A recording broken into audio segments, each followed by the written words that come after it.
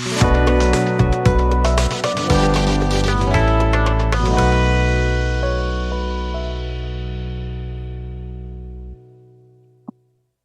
good evening, everybody. So my name is Peter Smith, and I am from just up the road in Norris. I'm sure most of you are familiar with it. So I have had the privilege of traveling to quite a number of countries, living in some of these countries, working and studying in some of these countries. And throughout my journey so far, after having left Jamaica right after Gilbert, I have had a number of experiences that have taught me a lot about how Jamaica is perceived outside of Jamaica. I have learned quite a number of things about how people are different but the same all over the world. And I started a blog to document information about some of these experiences. So I'm really happy this evening to be sharing one of the blogs.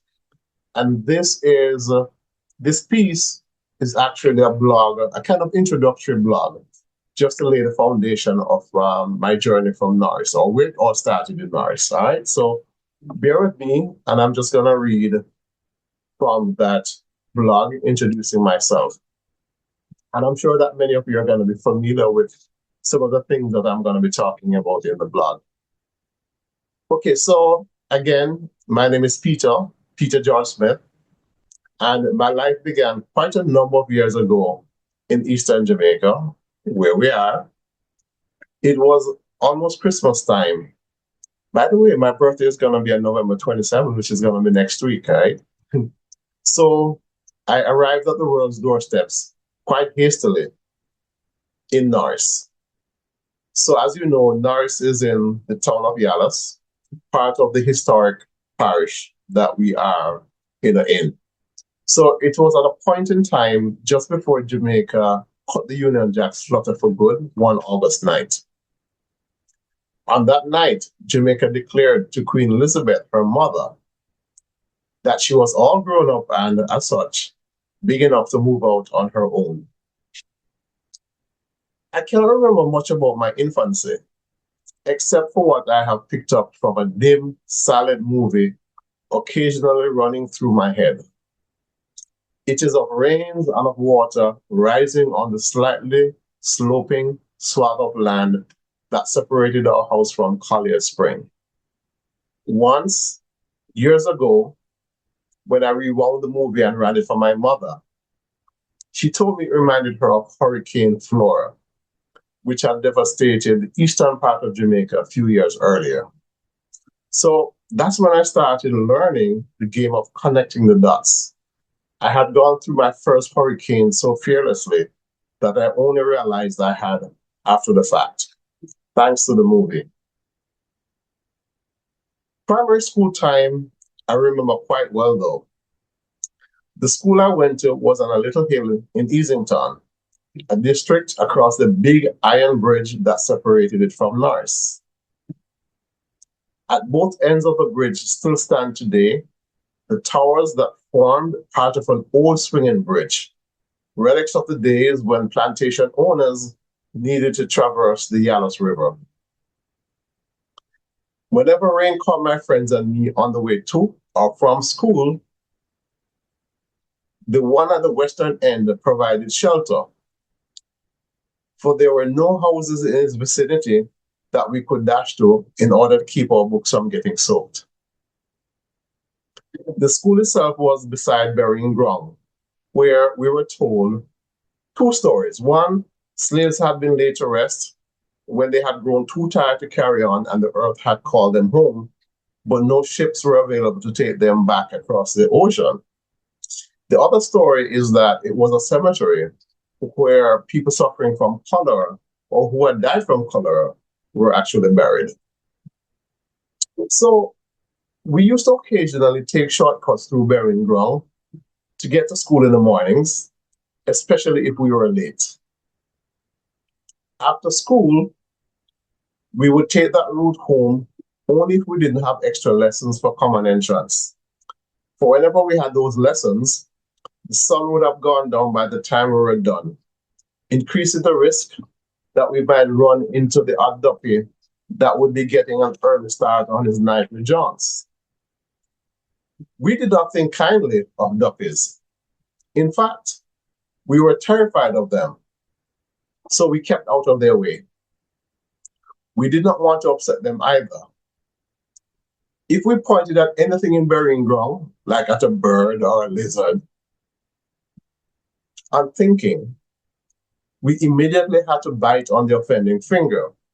Chances were either of them could be a duppy who, in retaliation to being pointed at, would make that finger rot till it fell off our hand.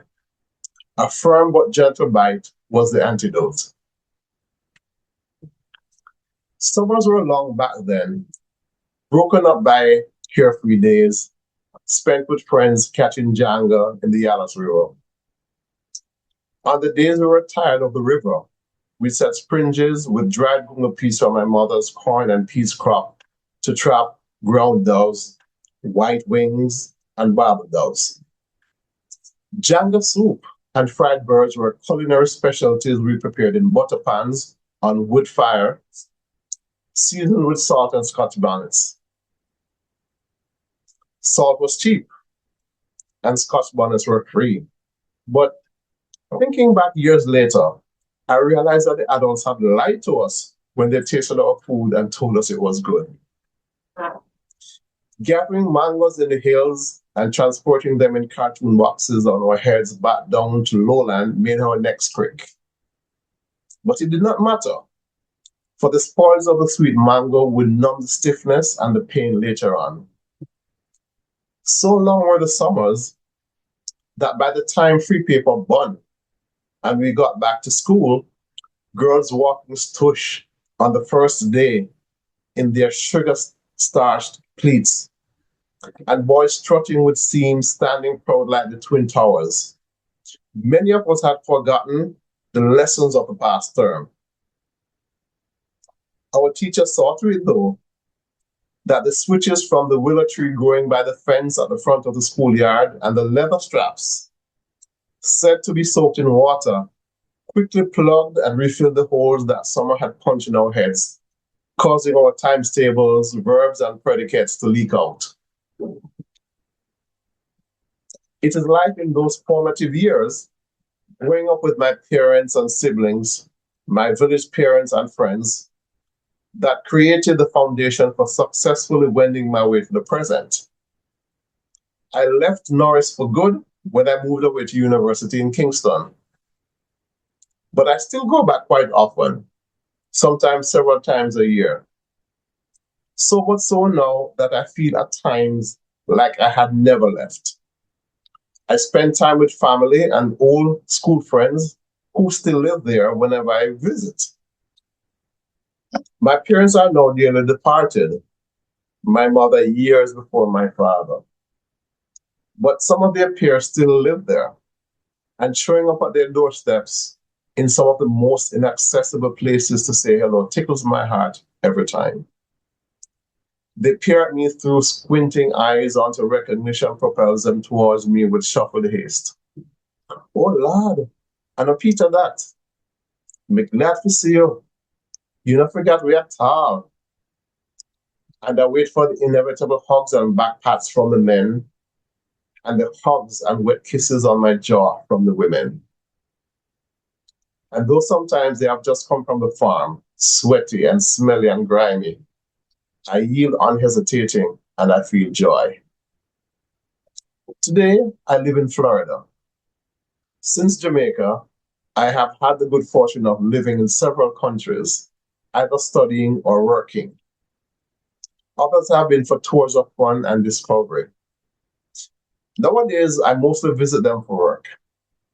But coming from an island described as a dot on the map, hemmed in on all corners by water, my time and adventures overseas have given me the chance to truly understand how vast the world is, but still ever so tiny.